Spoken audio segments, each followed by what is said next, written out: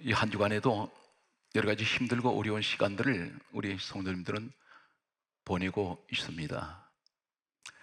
교회를 오랫동안 다니셨는데 열심히 믿으려고 해도 믿어지지가 않습니다. 이것이 솔직한 우리의 모습일 수가 있습니다. 성경 말씀을 읽으면서 이 말씀이 하나님 말씀이고 이 말씀대로 될 것이라고 믿으려고 하는데 믿어지지가 않습니다. 이 믿음은 억지로 되는 것이 아닙니다. 왜 믿어지지 않을까요? 확신이 없기 때문입니다. 그렇다면 반드시 이 말씀에 확신을 주어야 믿지 말라고 해도 본인 스스로 믿을 것입니다. 여성분들은 대체적으로 감성적인 이러한 부분이 강합니다. 반면에 남성분들은 감성 쪽보다는 대단히 이성적입니다. 논리적이고 체계적이고 이론적으로 설명이 되어야 특히 남성분들은 확신을 가질 수가 있습니다. 대개가 이렇게 말합니다. 무조건 믿어라. 무조건 믿으려니까 믿어지지 않습니다. 어떻게 믿어야 됩니까? 내용을 알아야 되는데 육하 원칙에 의해서 하나님 누구신지를 설명을 해 주어야 내게 확신이 올 텐데 지금까지 대개가 믿음 생활은 이 말씀을 강조를 합니다. 믿으라고. 그런데 믿으려고 해도 어디부터 어디까지 믿어야 될지를 모르겠습니다. 그러다 보니 기도를 해도 확신이 서질 않습니다. 오늘 이러한 사실을 우리는 성전 안에서 많은 분들을 통해서 보고 있습니다. 전도를 하기 위해서 교회를 다니지 않는 사람한테 예수를 믿으십시오. 전도했더니 이 사람이 이렇게 말합니다. 당신이 믿는 하나님을 보여달라고 말합니다. 믿게 해달라고 합니다. 그런데 보여줄 수가 없습니다. 예수 믿으라고 전도를 했는데 이 사람들이 이렇게 말합니다. 아무 종교나 다 믿으면 되지 굳이 교회를 다녀야 되느냐고 이렇게 말합니다. 이러한 말을 할 때에 교회를 다니고 있으면서 뭐라고 충분한 설명을 하지 못하겠습니다. 이 사람들이 이렇게 말합니다. 당신 믿는 하나님이 살아있으면 보여달라고 말합니다. 그러면 내가 믿겠다고 말합니다. 이러한 벽에 부딪힐 때가 많습니다. 오늘 저는 여러분에게 인류 역사가 기록되어 있고 고대 문서 그리고 유대 역사가 기록하고 있고 이 역사는 한번 기록이 되면 후세 사람은 손을 댈 수가 없습니다. 고칠 수가 없습니다. 그리고 현재 눈으로 우리가 보고 있는 그 장면을 소개할 것입니다. 그리고 성경이 기록하고 있는 내용을 소개하겠습니다. 혹 이 자리에 교회를 오랫동안 다녔지만 내가 믿는다고 말하면서도 기도를 한마디 해도 내 스스로 내 마음속에 의심이 찾아들어오는 이런 갈등을 겪을 때가 있습니다. 그러다 보니 믿음이 자라질 않습니다. 전혀 다람쥐 채바퀴 돌듯이 2021년은 이미 다 이제 몇 개월 남지 않았는데 내 신앙은 오히려 퇴보하고 있습니다. 코로나 바이러스가 아니라 어떤 전염병이 오더라도 비대면 예배를 몇 년을 드린다 할지라도 확신을 가지고 있는 사람은 절대 신앙이 떨어지지 않습니다. 움직이지 않습니다. 왜 그렇습니까? 나는 확실하다는 확신을 갖고 있기 때문입니다.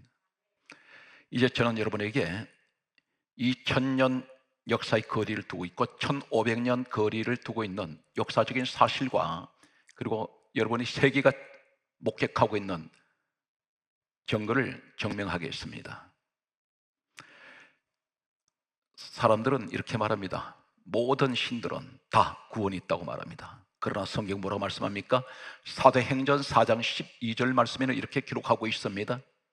다른 일로서는 구원을 얻을 수 없나니 천하 사람 중에 구원 얻을 이름은 예수밖에 없습니다. 이것이 진리입니다.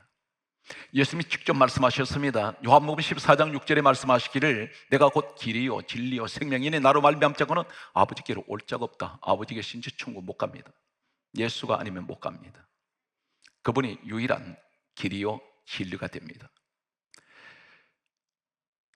이제 성경을 근접하겠습니다. 그러면서 역사를 같이 그리고 현장에 제가 여러분 초대합니다. 예수님께서 이 땅에 오시기 2000년 전에 한 사건이 있었습니다. 창세기 22장 1절에 보게 되면 아브라함 시대 때에, 이때는 예수님 오실 때와 역사는 2000년이 넘습니다.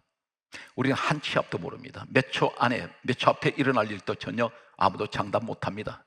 그런데 하나님께서는 2000년 전에 이 땅에 예수님이 오시면 어느 장소로 십자가를 지고 올라가실 것을 준비하셨습니다.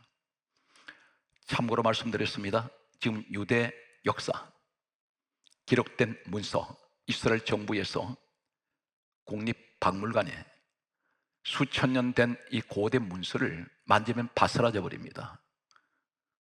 구약 성경 말씀이 있습니다. 이것을 진공 상태에 보존해 놓았습니다. 여기에 기록된 내용, 성경을 우리가 가지고 있는 내용을 소개합니다. 이삭이라는 사람이 사흘길을 걸어 모리아산으로 갔습니다. 왜 갑니까? 죽으러 갔습니다. 죽으러 간 사람이 살아서 내려와 버립니다. 왜 성경은 기록할까요? 이삭을 이야기할까요?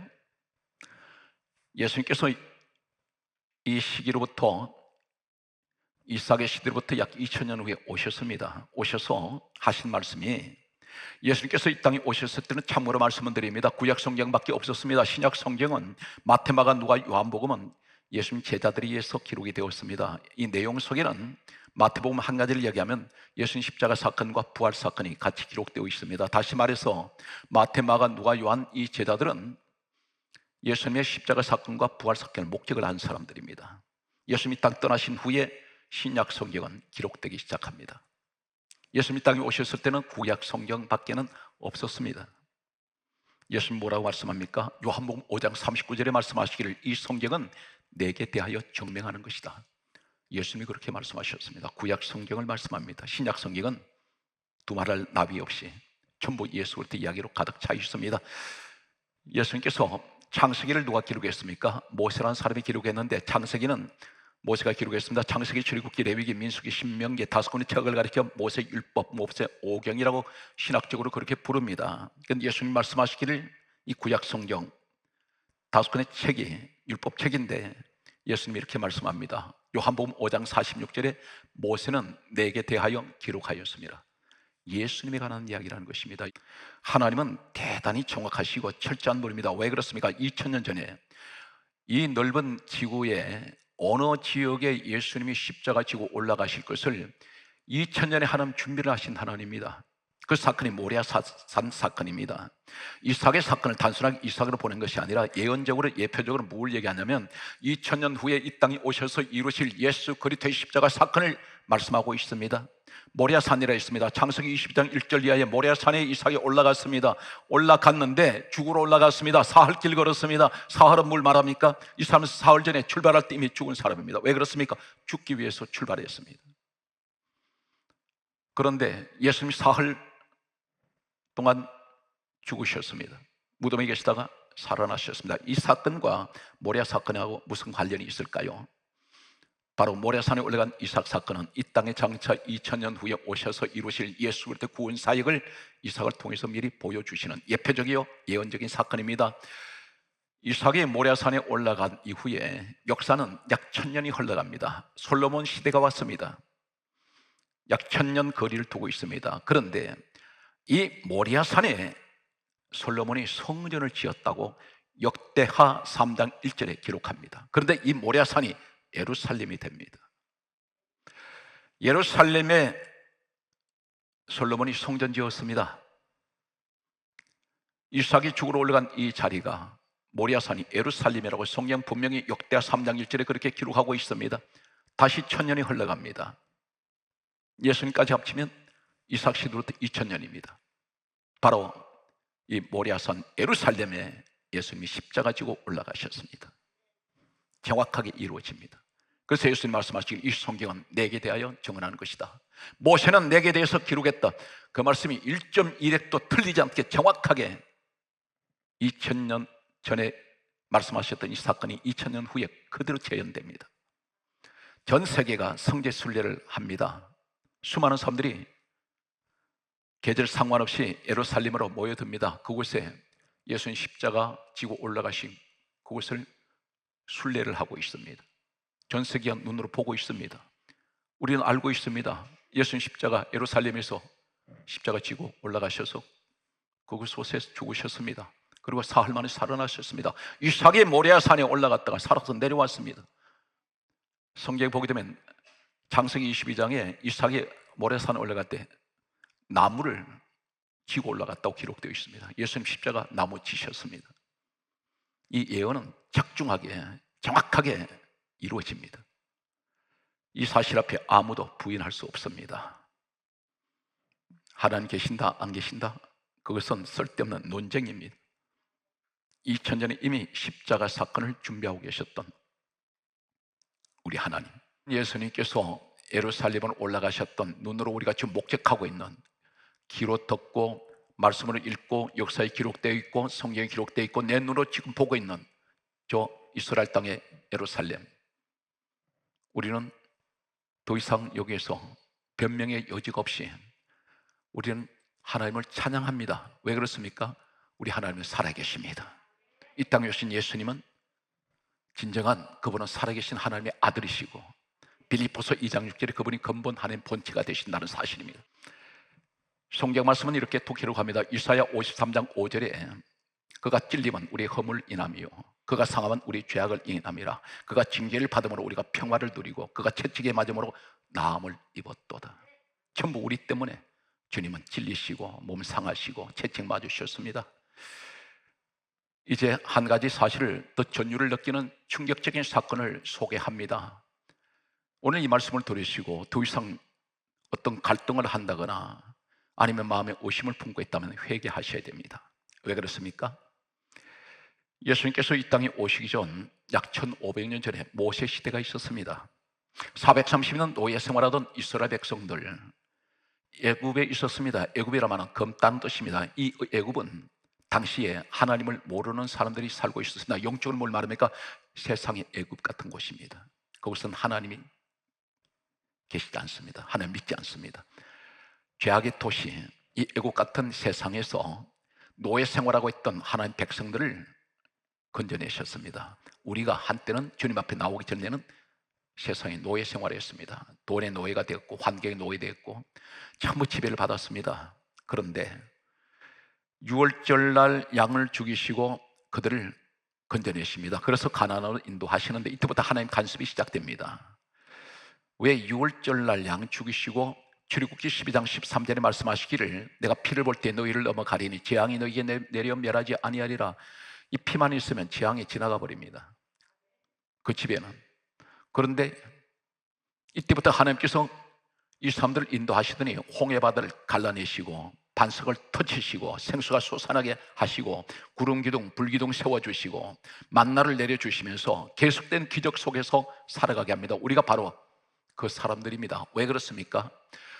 예수님께서 이 땅에 오시기 전 1500년 전에 일어났던 이 사건은 6월절입니다. 6월절 날, 특별히 출애굽기 12장 11절에 6월절 날 이 양이 죽었습니다. 그런데 이 6월절 양을 가리켜 예수님께서 이 땅에 오신 2000년 역사 속에 지금도 이러한 주의 종은 다시는 태어나지 않는 사람이 있습니다. 이 사람이 사도 바울입니다. 바울은 신약성경 13권에서 14권을 기록했던 사람으로 알려집니다. 신약성경 27권입니다. 약 절반을 기록한 사람으로 알려진 이 바울이 살아서 셋째 하늘까지 올라갔다 내려온 사람입니다.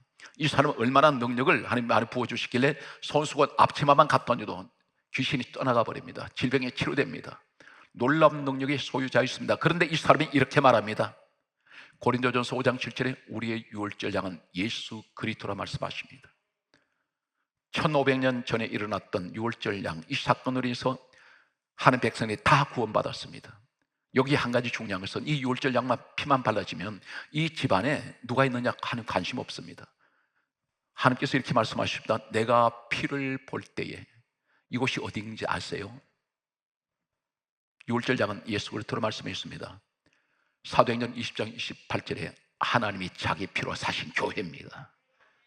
교회는 예수 그리스도 피가 있습니다. 피값으로 세워졌습니다. 여러분이 축복받은 사람입니다. 그런데 성경 말씀합니다. 그렇다면 유월절 날 양이 죽었는데 이 양을 가리켜 우리의 유월절 양 예수 그리스도로 말씀했는데, 그렇다면 예수님 유월절 날 죽으셔야 돼요. 참고로 말씀드리면 유대인들은 1년 중에 최고의 명절이 유월절입니다. 그들은 왜 이 날을 최대의 명절로 여기냐면 자신의 민족이 노예 생활 430년 만에 하나님이 그들을 해방시키실 때, 자유를 주실 때, 가나안을 인도하실 때 유월절 양 사건을 통해서 해방시키셨습니다. 이것이 지금 유대인들은 바로 그 사람들입니다. 그 조상들이 그런 사람들이었는데, 이 바울이 고백하는 이 내용 속에 그러면 유월절 날 양이 죽었는데, 유월절 양이 예수 그리스도라면 1500년 후에 예수님 유월절 날 죽으셔야 됩니다. 그런데 한 가지 대단히 중요한 것은 유월절 날은 최대 명절인데 명절날 절대 사람 안 죽입니다. 명절은 축제입니다. 그런데 예수님을 죽이려고 했던 유대인들이 이렇게 말합니다. 우리 명절에는 하지 말자, 이렇게 말합니다. 이 말이 뭐냐, 무슨 얘기냐면 예수를 유월절 날 죽이지 말자 말합니다. 만약에 유월절 날 돌아가시지 않았으면 성경은 맞지 않습니다. 그런데 1년을 365일로 계산할 때 빌라도 총독이 유월절 날 잡아서 죽였을까요? 아닙니다. 성경 말씀은 이렇게 기록합니다. 요한복음 19장 13절에 빌라도가 재판석에 앉았더니 이렇게 기록하고 있습니다. 누구 재판합니까? 예수님 재판하기 위해서 앉았습니다. 그런데 성경 말씀은 이렇게 기록합니다. 요한복음 19장 14절에 말씀하시기를 이날은 준비일이요, 이렇게 말씀하면서 뭐라고 말씀합니까? 유월절 준비일이라고 말씀했습니다. 그러면 이 유월절 준비일이 어떤 의미를 가지고 있을까요? 마가복음 15장 42절 말씀 보게 되면 이날은 준비일이요 안식일 전날이라 이렇게 기록합니다. 유대인들이 안식일은 토요일입니다. 그러면 안식일 전날은 금요일입니다. 예수님이 바로 이날 돌아가셨습니다. 정확하게 성경은 그렇게 정언하고 있습니다. 1.1획도 틀리지 않습니다. 한 가지 참고하십시오.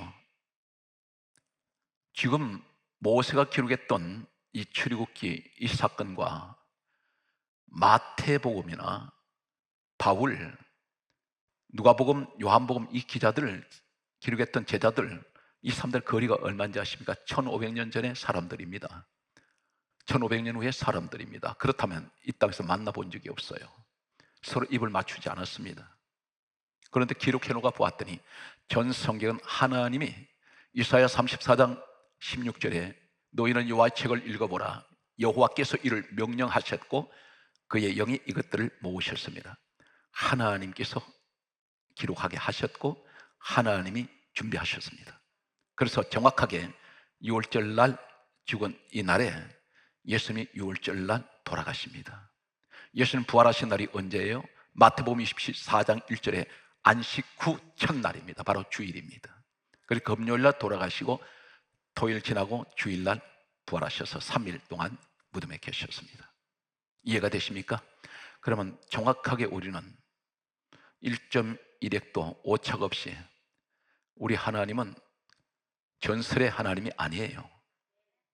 살아 계시고 지금도 세계를 주도하고 계시고 내 인생을 주관하고 있습니다. 왜 그랬으면 나를 하나님이 지으셨기 때문에. 우리가 마음 아플 때 그분은 내 마음에 아픈 것도 아세요. 힘든 것도 아십니다. 내가 실패한 것도 아십니다. 그러면서 우리는 좀 더 강하게 만드시기 위해서 우리에게 믿음의 훈련을 때로는 허락하실 때가 있습니다. 결코 주 안에서 무엇이 실패했다고 말하지 마십시오. 그것은 하나님의 훈련이요, 하나님이 더 강하게 굳세게 세우시기 위해서. 그래서 여호수아에게 말씀하셨던 여호수아 1장 5절 이하에 너는 마음을 강하게 하고 담대히 하라. 내가 너와 함께 할 것이라. 내가 어디로 가든지 내가 너를 지켜줄 것이라. 오늘 여러분에게 주신 말씀인 줄로 믿으시기 바랍니다. 오늘 성경 말씀을 보면 저는 세계 역사에 관심을 가지고 주일날 어떤 일이 혹 역사 속에 이 주일날 어떤 일이 일어났는지를 인터넷 또 다른 기타 여러 가지 정보를 통해서 찾아보았습니다. 근데 쉽지가 않았습니다. 계속해서 찾아서 깜짝 놀라는 몇 가지 사건을 역사 속에 있는 것을 발견하게 됩니다. 이 주일날 예수님께서 나는 안식일이 주인이야 이렇게 말씀하신 이 말씀은 성경에 마태, 마가, 누가, 요한복음에 계속해서 소개됩니다. 나는 안식일이 주인이다. 구약 성경에는 10계명 가운데 제4계명이 안식일을 기억하여 거룩하게 지켜라 토일입니다. 그런데 예수님 이 땅에 오시고 난 후에는 토일날 안식일 그들이 지켰던 그 토일은 어디입니까? 무덤 속에 계셨던 죽으신 예수님을 믿는 그런 안식일이었습니다. 그런데 예수님 부활하셨을 때 우리가 예수님 오시고 안식일은 주일날이 됩니다. 이 날은 어떤 날입니까? 사망 곳에 이기신 날이요, 이 날은 무덤에서 나온 날입니다. 이 날은 어둠을 박차고 나오셨습니다. 우리 주님이 부활하신 날입니다. 우리 때문에 주님 오셨는데 내가 그 축복을 받아야 된다는 것입니다. 이 주일의 개념이 뭡니까? 우리 주님이 무덤에서 이기신 날, 사망 곳에 이기신 날, 나에게도 모든 사망의 저주는 지나갔습니다. 그런데 역사 속에 각 국가별로 나타나는 이 사건들을 살펴보았습니다. 1813년 10월 17일 날 나폴레옹이 강대국을 자처했던 나폴레옹이 대군을 이끌고 영국을 침공하게 됩니다. 이때 영국은 대단히 군사력이 약했습니다. 그런데 이날이 언제는 주일이었습니다. 주일날 전쟁을 일으켰습니다. 그런데 놀랍게도 막강한 대군을 이끌고 영국을 공격했던 나폴레옹은 웰링턴이라는 사람이 지도하는 이 지휘관, 이 사람이 영국의 지휘관이었는데 이 사람에게 처참하게 패망해버립니다. 주일날 전쟁을 일으켰던 나폴레옹은 철저히 무너져버립니다. 1941년 12월 8일 날 일본이 미국을 주일날 전쟁을 일으켜서 공격했습니다. 이 일본은 후일에 히로시마에 미국이 원자 폭탄을 투하시켜서 잿더미가 되다시피 완전히 대패해버렸습니다. 주일날 전쟁을 일으킨 나라들 비참한 모습으로 패망하는 것을 역사는 그렇게 기록합니다. 1950년 6월 25일 날 북한이 남한에 주일날입니다. 주일날 전쟁을 일으켰습니다.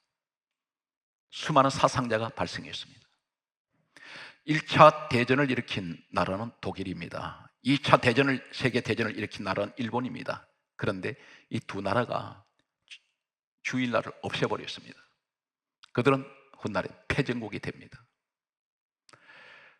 오늘 우리는 이 주일날을 반드시 철저하게 지키셔야 됩니다. 왜 그렇습니까? 주일날을 철저하게 지켰던 한 사람만 소개하고 말씀을 마치겠습니다. 예수님 12제자 가운데 가룟 유다를 제외한 나머지 11제자들, 여기에 끝까지 살아남은 제자가 한 사람 있는데 사도 요한입니다. 이 사람은 요한계시록을 기록을 했습니다. 성경 마지막 책인 계시록을 기록했는데 가장 오래 살았던 사람입니다. 그런데 이 사람이 요한계시록 1장 9절에 보면 밤모섬으로 내던져져 버렸습니다. 이 밤모라고 하는 송진이라는 뜻입니다. 지금도 밤모섬에 성지 순례를 하고 돌아온 사람들 이야기를 들어보면 울릉도 많은 섬인데 지금은 바위섬입니다. 과거에는 소나무 숲으로 울창했는데 로마 시대 때 전부 다 잘라냈습니다. 이 송진이라는 뜻이 어떤 뜻이냐면 태양열이 자결할 때 소나무가 이 더위를 견디지 못하고 진액을 흘려내는 것이 송진입니다. 그런데 이곳에 요한이 던져졌습니다. 이곳에 오기 전까지 교회의 역사는 이렇게 기록합니다. 가마솥에 던져졌습니다. 사람이 튀기듯이, 사람을 삶아버리듯이 이런 고난 가운데 빠졌었습니다. 또 한 번은 몸이 만신창이 된 이 사람을 독사 굴 속에 집어던졌습니다. 뱀이 온 전신을 물어뜯었습니다. 그런데 죽지 않습니다. 왜 그렇습니까? 하나님께서 요한계시록을 기록하시기 위해서 살려두셨습니다. 이런 상태에서 들것에 실려 다녔던 그의 마지막 생애는 제자들이 들것에 이 사람을 싣고 다녔습니다. 그리고 복음을 전했던 사람인데 이 사람을 밤모섬에 집어 던져놓았습니다. 손은 오그라붙었습니다. 몸은 움직일 수가 없습니다. 밤모섬에 가면 사도 요한이 기거했던 굴이라고 하는 팻말이 붙어있는 그곳에 보면 사람이 손으로 바위를 파서 그곳에 굴을 만들어 놓은 한 굴이 있습니다. 이것을 편말해 보면 사도 요한이 기거했던 곳입니다. 그런데 이 사람이 요한계시록 1장 9절에 보면 나는 예수의 환난에 동참한 자입니다. 이 환난의 말이 직역을 하면 여인이 아이를 해산할 때 겪는 고통이라고 되어 있습니다. 여인이 아이를 해산할 때는 시간적으로 제한적으로 고통을 받을 것입니다. 며칠이라도. 그런데 요한은 계속해서 이 해산의 고통을 계속 받고 있습니다. 너무나 견디기 어렵습니다. 그런데 그 처절한 고난 중에도 이 사람이 고백합니다. 요한계시록 1장 10절에 내가 주의 날 그때가 달력이 있겠습니까? 아무것도 없습니다. 주의를 그는 지킵니다. 그 처절한 현장에서 지켰더니 성령께서 이 사도 요한에게 감동하시고 주님의 음성이 들려옵니다. 계시록 4장 1절에는 성령 강림합니다. 2일 후에, 이 말이 무슨 말입니까? 주의 날을 지키고 난 후에, 주의를 지키고 났더니 하나님께서 말씀하시면 너 앞에 하늘에 열린 문을 내가 두었노니 주의를 지키는 자의 축복입니다. 그리고 너는 이리로 올라오라. 하늘로 올라갑니다. 그리고 보좌 앞으로 이 사도 요한은 나아갑니다. 우리 모습이 되시기 바랍니다. 얼마나 힘드십니까? 현실은 그럴지라도 내가 이 문제만 해결하면 나는 평생 걱정 없어. 아닙니다. 평생 이 땅 떠날 때까지, 그 순간까지 문제는 계속해서 다가올 것입니다. 모든 사람은 거부할 수가 없습니다. 그럴지라도 우리 신앙은 사도 요한 같은 신앙을 가져야 합니다. 오늘 또 살아서 역사하시는, 나를 위해서 십자가에 죽으신 예수 그리스도, 그분을 위해서 나는 십자가에서 고난당하신 예수님을 생각하면서 날마다 주님 앞에 예배를 통해서 감사하고 내가 좀 더 주님 가까이 나아갈 수 있는 이런 믿음의 사람이 되게 해달라고 우리 기도해야 할 것입니다. 어려운 이 시대에 반드시 승리하시는 믿음의 확신을 갖는 우리 성도가 되시기를 주의 이름으로 축복합니다.